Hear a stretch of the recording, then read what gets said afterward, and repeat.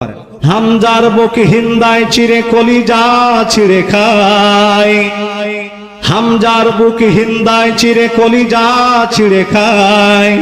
খাব্বাবের কত রক্ত চুষেছে জ্বলন্ত কয়লায়, হামজার বুক হিন্দায় চিরে কলিজা ছিঁড়ে খায়।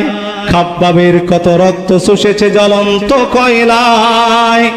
এ পথে হাজার হাজার শহীদ আছে, এ পথে হাত হারানো পা হারানো গাজী আছে।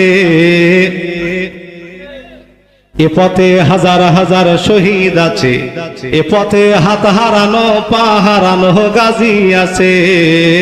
শহীদের বুকের মাঝে, সাইদের বুকের মাঝে, মুগ্ধর বুকের মাঝে দেখ বুলেটের ফুল ফুটেছে।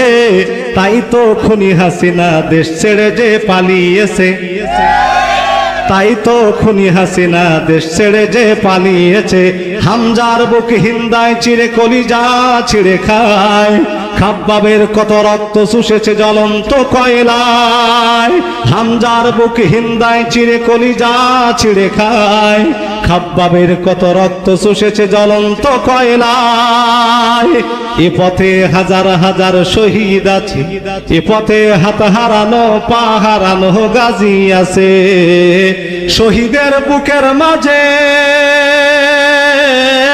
শহীদের বুকের মাঝে দেখ বুলেটের ফুল ফুটেছে। তাই তো মন্ত্রীরা দেশ ছেড়ে যে পালিয়েছে। হযরত আমির হামজা রাদিয়াল্লাহু তাআলা আনহু 70 টুকরা লাশে পরিণত হয়েছে, কিন্তু ঈমানের পথ থেকে চুল পরিমাণ সরে যায় নাই। নাম হলো তার হযরত খাব্বাব রাদিয়াল্লাহু তাআলা আনহু। ওনাকে জ্বলন্ত কয়লার উপরে, জ্বলন্ত আঙ্গারের উপরে শোয়া দেওয়া হলো। দেহের চর্বিগুলো গলে গলে গলে গলে আগুন নিভে যায়। ঠিক এমন সময় দিনের নবী রাহমাতুল লিল আলামিন রাস্তা দিয়ে যাচ্ছে, আর আল্লাহর নবীর সাহাবীরা এই নির্যাতন দেখে বিশ্ব নবী আমার ইয়ামুদ্দু ইয়াদাইহি ইলাস সামাই, দুটি হাত আরশে আযীমের দিকে তুললেন আর আল্লাহর কাছে দোয়া করেন, আল্লাহ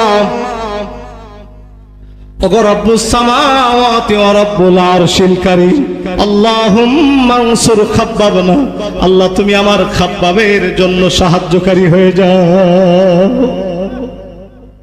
কি আশ্চর্য ব্যাপার!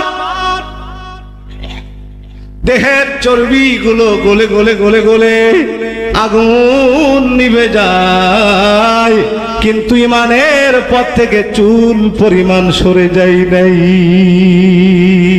ঈমানের পথে চলার কারণে রাসূলের বিশ্বস্ত সাহাবী, রাসূলের আপন চাচা আমির হামজাকে নৃশংসভাবে উহুদের ময়দানে শহীদ করে দেওয়া হয়েছে। সুতরাং আবু সাঈদের মতো যদি বুকের তপ্ত রক্ত রাজপথে ঢেলে দেওয়ার প্রয়োজন হয়, বুকের তপ্ত রক্ত রাজপথে ঢেলে দিয়ে রক্তাক্ত জমিনকে যদি আরেকটি বার রক্তে রঞ্জিত করার প্রয়োজন হয়, আলী হাসান মোহাম্মদ মুজাহিদের মতো যদি হাসি মুখে ফাঁসির রশি গলায় পড়ার প্রয়োজন হয়, কোরআনের পাকে আল্লামা সাঈদীর মতো যদি শহীদ হতে হয়, ব্যারিস্টার আজমির মতো যদি আয়না ঘরে যাওয়ার দরকার হয়, প্রতিবন্ধী মানুষ যেমন হাঁটতে পারে না, প্রতিবন্ধী মানুষ যেমন চলতে পারে না, প্রতিবন্ধী মানুষ যেমন কথা বলতে পারে না, ঠিক তেমনি ভাবে প্রতিবন্ধী ঈমান আপনাকে জান্নাতে নিয়ে যেতে পারবে না। নিরপরাধ নিরীহ মানুষকে আয়না ঘরে নির্যাতন করে নৃশংসভাবে হত্যা করার পরেও যদি আপনার বিবেক এখনো বলে উনি খুনি ছিলেন না, নিরপরাধ নিরীহ মানুষকে নৃশংসভাবে পাখির মতো গুলি করে হত্যা করে এই ছাত্র জনতার লাশগুলো পুলিশের গাড়িতে রেখে আগুন দিয়ে পুড়িয়ে শ্মশানে পরিণত করার পরেও যদি আপনার বিবেক এখনো বলে যে উনি খুনি ছিলেন না, তাহলে বুঝতে হবে যে আপনার ঈমান এখন পচে গলে দুর্গন্ধে পরিণত হয়েছে।